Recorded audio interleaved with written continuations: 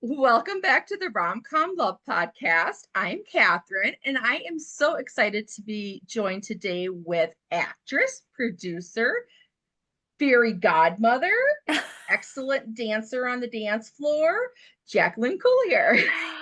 Catherine, thank you so much for having me back on the show. I wish that I could give you a hug Your in hug. real life, but we're just going to do it a cyber hug for Yes. now.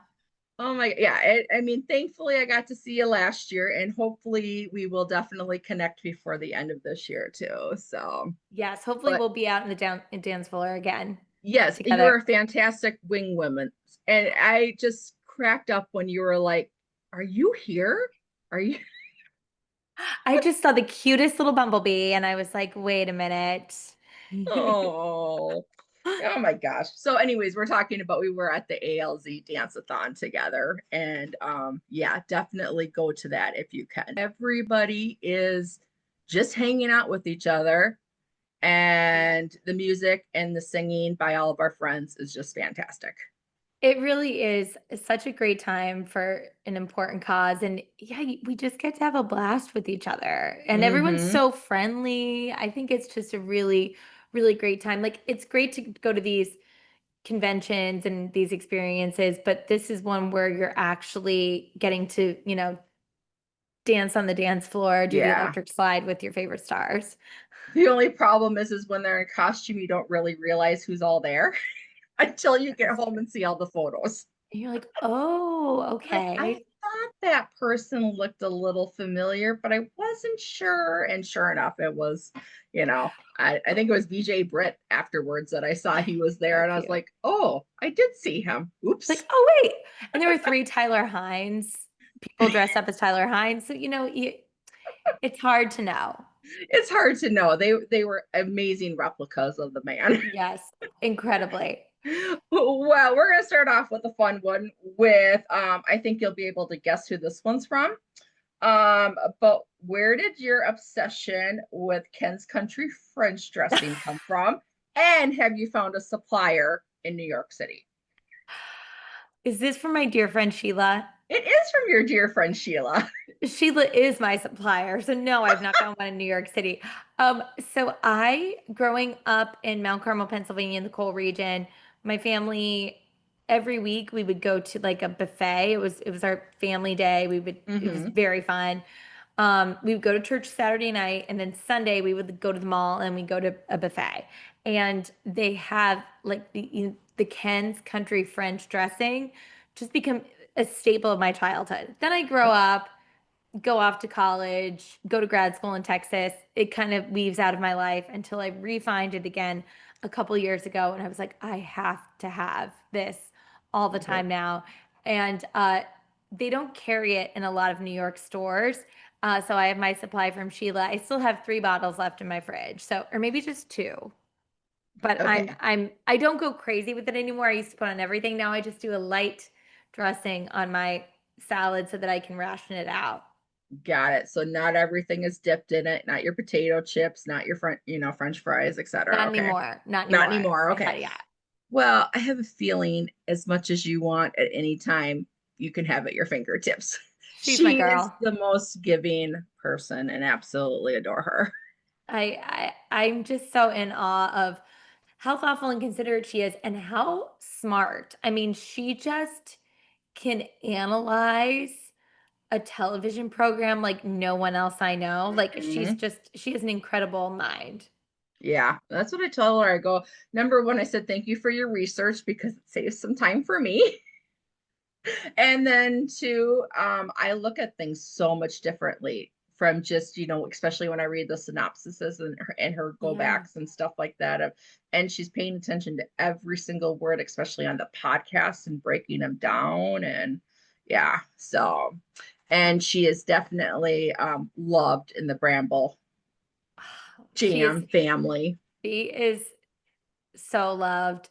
I absolutely adore her. I can't wait to see her at Bramblefest this year.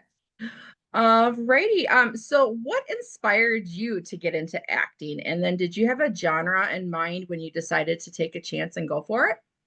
Oh, what a good question. So when I was probably 4 or 5, um, I was just always singing around the house. I talked a lot. My brother and my sister had a real aptitude for sports from a very young age, so it was very clear things that they were interested in. And I think my parents were like, she talks a lot. What are we gonna do? Um, so from a young age, they got me into community theater. And I mean, I don't remember a time in my life where I didn't want to be an actor. It's what I always wanted to be. When people would ask me what I want to be when I grew up, I would say an actor. Sometimes it was like an actor and a nun. Sometimes it was that was a weird time. Um, but it was always definitely an actor. Okay. And as far as the genre, when I was younger, the only theater that I had exposure to in a significant way and that I got to do was musical theater. And I'm Mm, I'm an okay singer. Like I was good enough to do it in you know, college and high school and in grad school, but I'm not like a competitive Broadway musical theater person. But it was interesting because,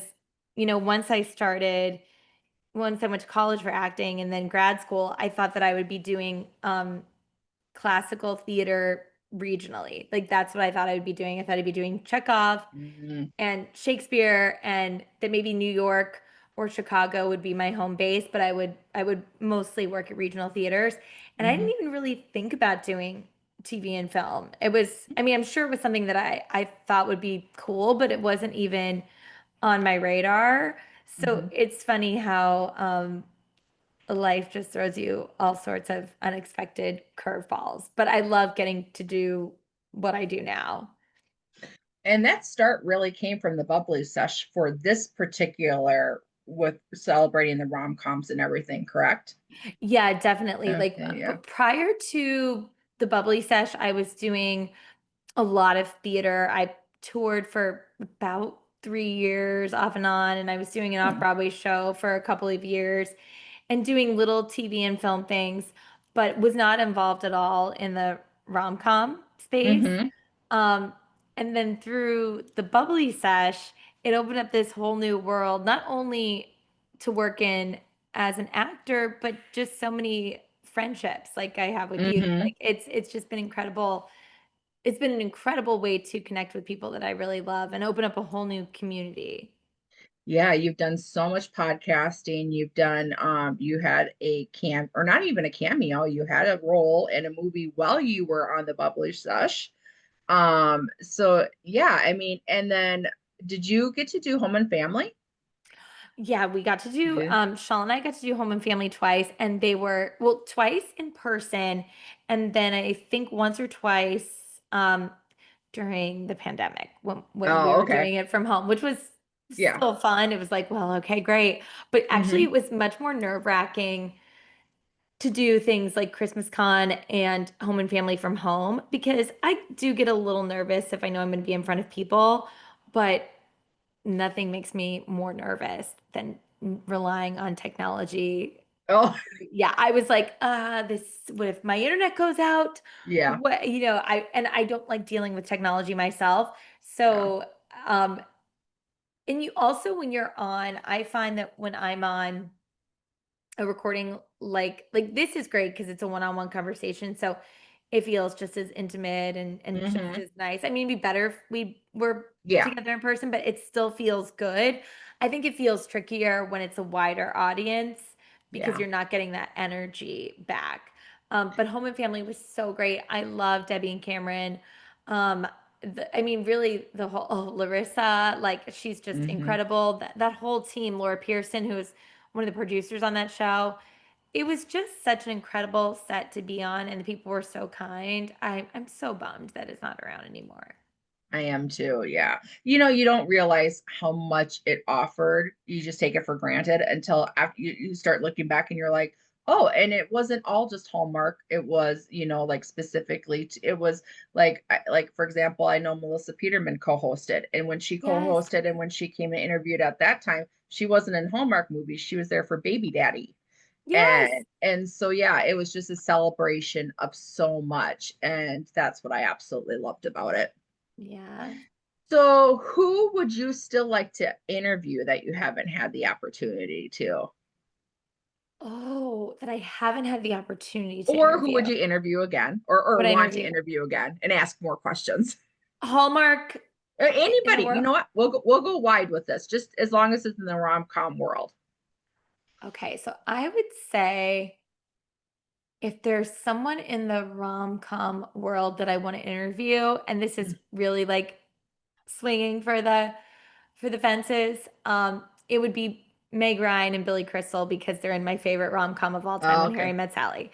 So those two, I mean, I think they have just set the almost impossible standard of what it means to be the lead in a rom-com. Like I just think Mhm. they nailed it. They are such incredible actors. They're so funny. And they made a movie that I don't rewatch movies very often, but they've made a movie that has just like stood the test of time and touched so many Mhm. people and it's funny and sweet and just warm. I love it so much and I love them so much. Well, obviously, yes, timeless, like you said. My question for that is specifically, what do you think about those type of things make it so timeless? And then, but we also have now so much of it being, I mean, when we started, like for Hallmark, for example, when they started, that's not what you're thinking rom-coms. And then now you even have it in there where they incorporated it at the end with that Harry Met Sally type, vibe on Yes. the couch and asking the questions and stuff like that. So we've come so far into it, and it's just a beautiful progression because laughter should come with romance. 100%. Like I like my rom-coms. Um, I would say 20/80, like 80 on the Mm, com, 20 on the rom. And mm-hmm, that's I think Hallmark is headed in that direction. Um, but I wouldn't mind if they would push it even further because mm-hmm, I really do like I think that um when I think of a lot of the most romantic moments I've had in my own life or the things that I find romantic, there's always so much humor and lightheartedness with mm-hmm. that. And I just think it's such a beautiful basis for a romantic relationship that I want to see more of that. And I think that the in the heyday of rom-coms, they were so funny. And Mm-hmm. I hope that we are getting back to that again. And I definitely see that with Hallmark, that they're adding more humor into their rom-coms, and that makes me so happy. Well, one of my favorites is Serendipity, Okay. and I am still waiting for I mean, and I love New York City, but I'm still waiting for my New York City experience where I'm going to have the glove that will bring me to the ice skating rink. Oh my gosh. And then you can go have serendipity hot chocolate, I frozen had to hot go chocolate. there. Did you go? Did you love it? I did go there, yeah, one of my times. Yeah, and it was because of the movie. Otherwise, I mean, I had heard of it, but it wasn't anything besides I'm like, I love this rom-com. I love the city. I've got to go to the place. Oh my gosh, I love it there. And also like come on, like though it is so incredible. Like John Cusack, I mean, Mm-hmm. get out of here with that. Like he is Yeah. such a dreamy leading man that you Mm, might not think of as being like, "Oh my gosh, he's the best looking guy right. ever." Um but he's very appealing and very handsome. And they are just so good in serendipity together. Like you believe their chemistry from the Mm-hmm. very instant. And that's the thing, like if you buy into that relationship and that chemistry, you're gonna be so invested all the way through the movie. Yeah. Well, yeah, definitely. And I was gonna say, what makes it so attractive too is he does bring for me, it's he brings the humor, and it's just a natural. It's not overdone. Like it's just as I think I'm kind of even thinking back to there was just this one facial expression that he had just when his best friend was talking to him about the girl, Yes. and it's just Yes. like and it's what been at least 15 years since that movie, if not more. Yes. And Yes. in the fact that you can remember that type of thing. And I'd be honest, I don't think I could, I mean, besides Say Anything, I don't think I Mhm. can think of him in any other role that's just going to stick out. And of course, he's done a huge, wide range. So, You're so right though, like, Say Anything is great too, but, like, mhm, it just there's just something about him in that, and, like, look, Kate Beckinsale, like, she is just all charm and effervescence, and just the 2 of them together, a movie that someone might think is silly, Mm-hmm. ends up being, again, just a really iconic rom-com because they Mm-hmm. pull it off so well. What do you feel you learned from covering the rom-coms that you get to bring into your roles as an actress and then now executive producer? Oh, that's a great question. You're good at this. Thank you. Um, I would say that from covering the rom-coms, from the perspective of being an actor, I just got to do a really fun Hallmark movie. I don't think they've announced it yet, but it should be out this summer. And I got to play the best friend. And it's really fun to have all these best friend archetypes to choose from. Be like, okay, I watched Brittany Bristow when she was doing the best friend. Kiana Mhm. Teresa, who's one of my favorite Hallmark actresses. All these people that they have shaped the best friend role in these rom-coms, or even if we're talking about When Harry Met Sally, Carrie Fisher, Mhm. who's like iconic best friend. So Mhm. knowing the beats that you need to hit and the role that this best friend fulfills as being like the hype woman, and you know a little bit about her life but you don't know as much about her life as you know about the lead, and that's by design.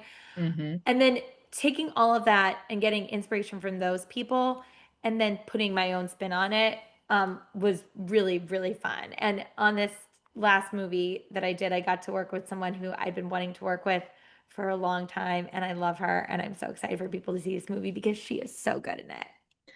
I will hint that if you go into IMDb, you can find it. Oh, wait, for real? Is it Yes. there?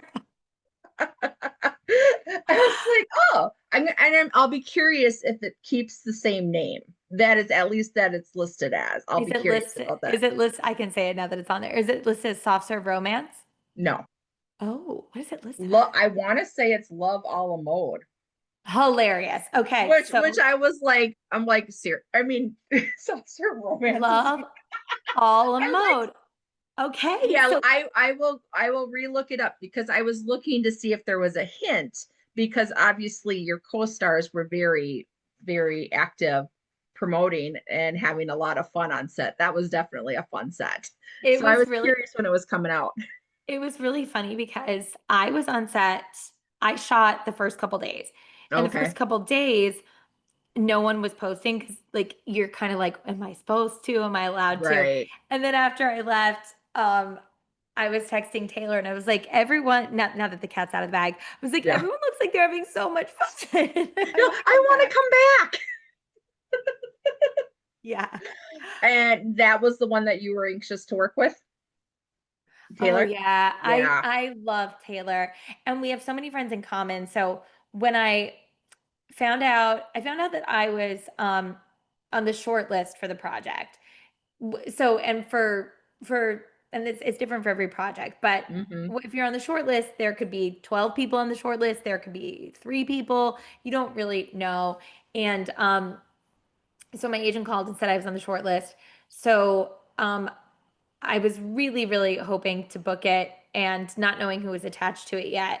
Hmm. And then when I found out that I got it, um, I saw that I was working with Peter Sullivan, who Rachel Boston has worked with before. Hmm. So I was talking to her about it, and I reached out to Erin Cahill when I found out it was Taylor Cole, and they were both Rachel and Erin were like, "You're gonna have the best time with Taylor," and I was like, "I wanted to work with her for a long time." So she's awesome. Peter was the entire team was just really, really incredible. The only like the worst thing about it was that I was only on set for like 3 days and I was like, I want to stay the whole time. Yeah. I even had a luxuriously late call time I mean, it was kind of the dream, and I got to eat ice cream in like every scene. So it was great. Yeah, I would say that is definitely a dream. And I will say for best friend roles, you have one of my favorite best friend lines in the engagement plot. Oh my What do you gosh, which one is what it? which line do you think it is? Is it about sleeping with the fishes? Uh-huh. I memed that one left and right because I was like, And yes. I was very grateful for that. It was like, my girl. So yeah, you've got the best. Well, you're a wonderful best friend in real life. You're not. I'm Thank gonna you. just say that you're flat. I'll add you to my list. Please add me. well, technically you're like a sister, so Yeah, yeah, right, exactly. that's even yeah. That's But even yeah. higher tier. Yeah. Yeah, that But would yeah, best friend would be no, a I was demotion. like immediately I was like, "Oh, that one's gonna be staying around," because it wasn't something that you've heard in those before. Because you don't really have the best friend that's got the added I mean, a little pizzazz going, "Screw him." Yeah, right? It was like, "Okay, girl." And wasn't that written by, Brian Bird's son?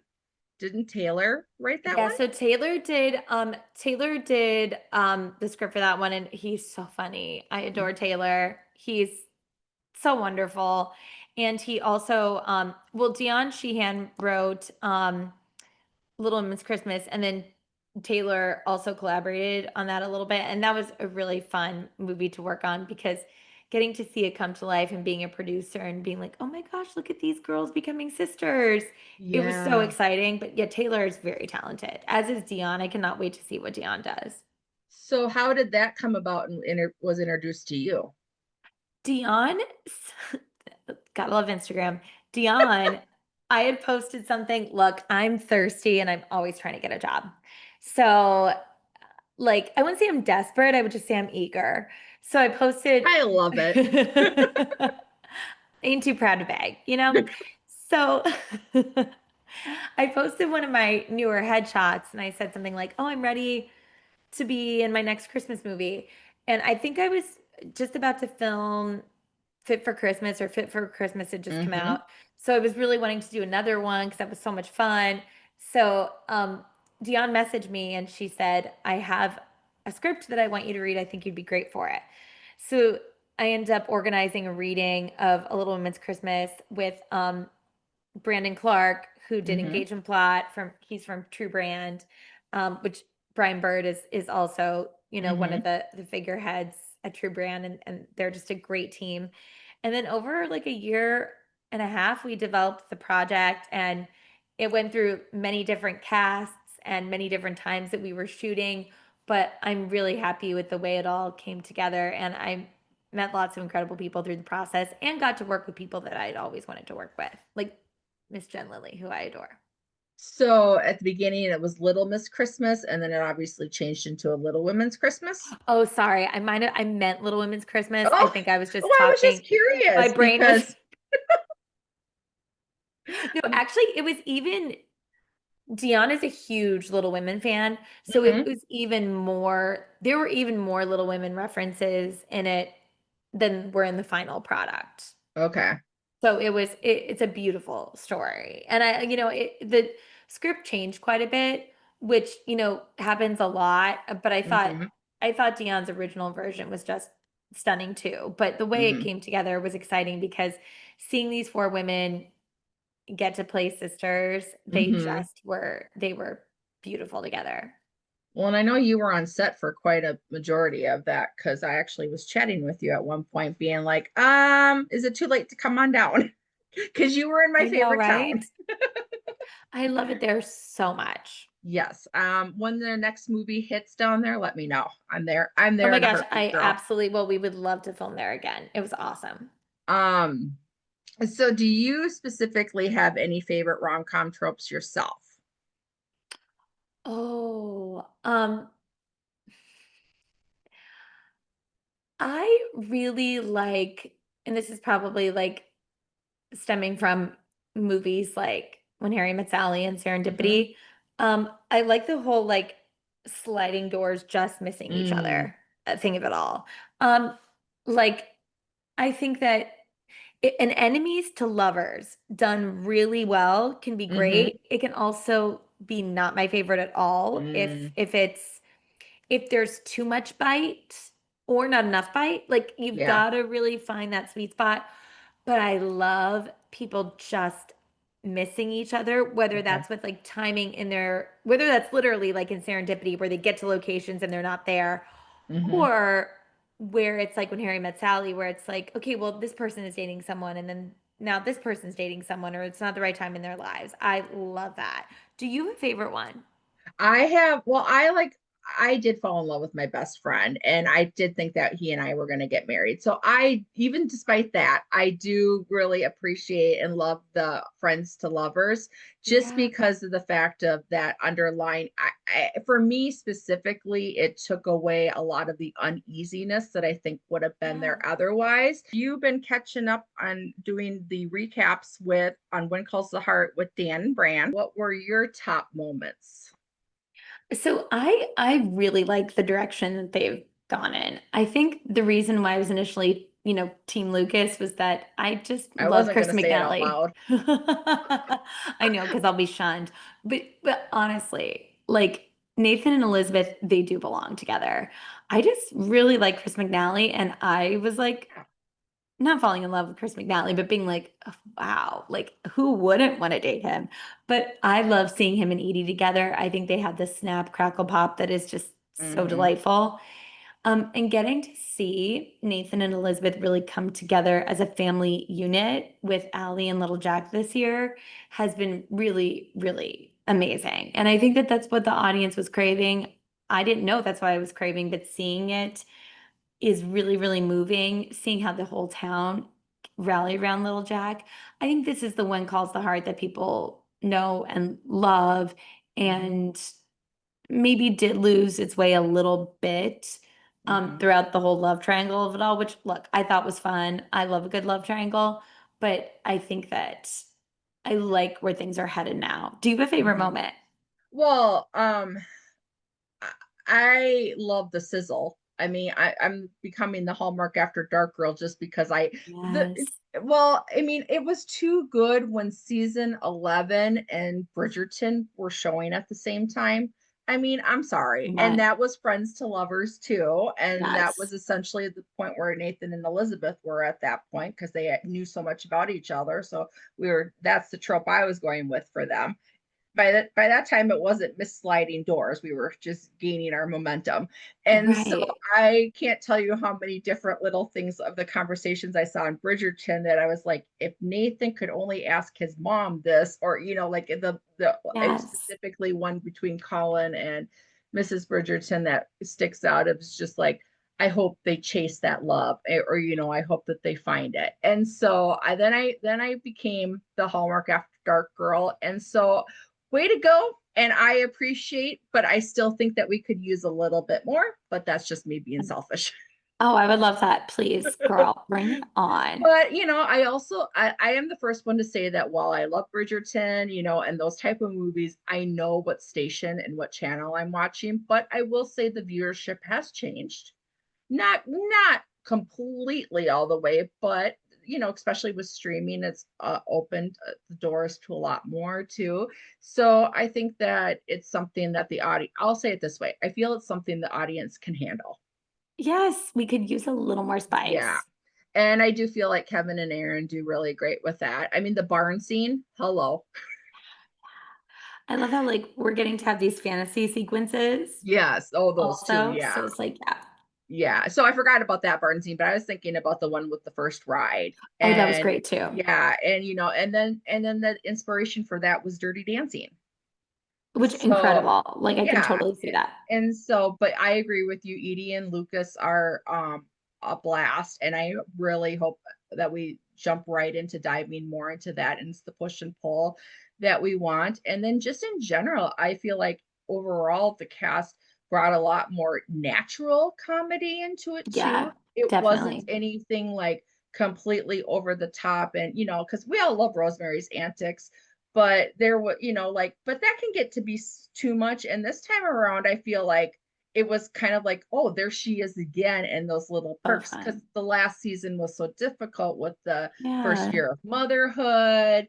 And so yeah, I'm excited for 13 to see where it's going to go. Mm. But at the same time I'm like, can we get a marriage going? A Because little bit of a marriage. Also, like open up the theater. I loved getting to see all the women doing yeah, accents and being earnest. That was so fun. I just want to see it, not just stale out, because there's so much more that can be done. And so that's what I'm Exactly. waiting for. Like, So please give us Give the Hardys what they want, people. Exactly. So we'll finish up with we recently also have gotten some great comedy in our mysteries. I mean, Curious Cater is probably one of my favorite now because of course Andrew and Nikki bring it with their partnership, and So then great. once again the natural comedy. And so how do you feel like that, because I know you're a huge mystery buff. So how do you feel like that dynamic has shifted those movies?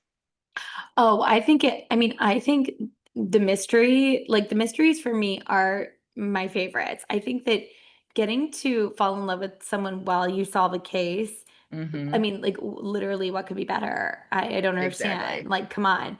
And Nikki and Andrew, we know that they have like such a strong real life friendship, and they're both so funny. And I think in the mysteries, there's so many more opportunities to be funny. The romance comes out almost as like a side thing, which Mhm. actually makes it more romantic for me. So the mysteries, please, Hallmark, more. I could watch them all day long. Yeah. And I mean, I know we've got that channel. They just need to, I'm gonna flat out say, where are the movies? I mean, they're coming, but they're not as But we frequently need as we them. thought we should. Yeah. So, They're all so good. right. So what's coming up is we have that movie that shall not be named officially until you go to Well, IMDb. you know the real title. I don't. So Well, I'm I'm so not going glad to we say that it's talked. going to stay that, and it was something a la mode, and I'm assuming love a la That mode sounds right. because why else? Why else would you have? But actually, I was really excited about the Patrick Muldoon He's and awesome. Alyssa, right? Or Yes. Eliza Donovan. Eliza. Okay, Yeah. yeah, I yeah. didn't get to meet Eliza. We weren't on set at the same time, but I got to meet Patrick. He's really fun. And Eliza's so sweet. We were DMing after. She's awesome. I love her. Well, that's growing up in the 90s. That's my childhood for all the things that Yes. like for Sabrina for me, and then Days of Our Lives and stuff like that. So, She's awesome. And uh, she plays a really fun role. So I'm excited to see her. you have a time for a few trivia questions really quick? Yes. I probably have like two Yep. minutes, but yes. Okay, all right. So, what was your character's name in Love Fall in Order? Alice. Yes, I even had my options. Oh Um, my gosh. Okay. I was like, do I remember? yes. What was the town in Fit for Christmas? Can I get the options? Tinsel, mistletoe, or holly? Mistletoe. Yes. And then what was Rachel's character's name in the engagement plot? Hannah. Yes. I was gonna say I don't think you'll be forgetting that one because you guys are now Oh, best no, friends in I real just life love her too. so much. No, yeah, Hannah. Oh, Oh. I love her. Well, thanks for joining me, Jax. This was blast. And Thank you so much, Catherine. I can't wait to give you a hug in person and to talk again. Maybe we can chat again when we actually find out the title of the movie and when it's coming out. yes, and then Brennan won't be at work, so that would be Yes, great. that sounds great. And it was so good to see you.